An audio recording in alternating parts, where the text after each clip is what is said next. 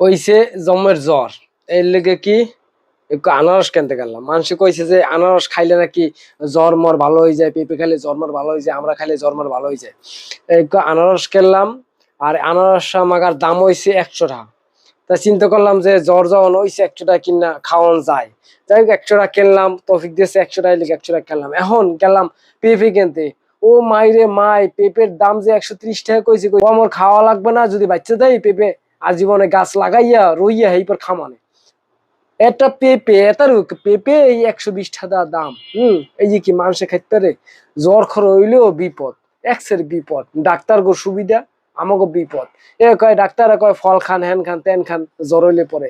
আসলে ফল খাওয়ানো যে কথানি তেল মারে আমাকে। আমাকে মধ্যবিত্ত যা গরিব আছে হেরা যে একটা আনারস কিনে খাইবে ১০০ টাকা দিয়ে জীবনে, মনে করেন যে একটা আনারস ২০ টা ৩০ টা দিয়ে কিনে খাইতে, একটা আনারস এই সিজনে এখন এসে ১০০ টাকা।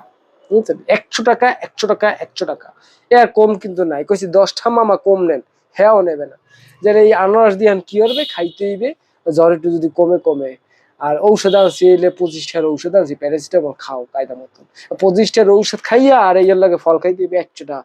ওই কয়টা আমরা আনছিলাম ওই খামানের দাম টম কম আছে, আর পেঁপের দিক যাইতাই নাই, ওদের চললে আইছে। আরো কিছু কিছু কিনতে কইছিলে হেতে ১০০০ খানেক টাকা খরচ হইতে কইছি, অতাই ঠ্যাম মোর হয় না এমন। তাই ওই জ্বরের লইগে অতাই ঠ্যাম আমি খরচ করতে পারবো না। জ্বর যদি ওইয়া যদি শেষ হয়ে যায় তাহলে শেষ হবো। মোর পক্ষে ওই এত টাকা আমার খাওয়ানো সম্ভব না। গরিবের পক্ষে এত টাকা খাওয়ানো সম্ভব না। ও বা আনারস, পেঁপে ওসব হইছে বড় লোকই খাবার, মোগল লইগে খাবার না।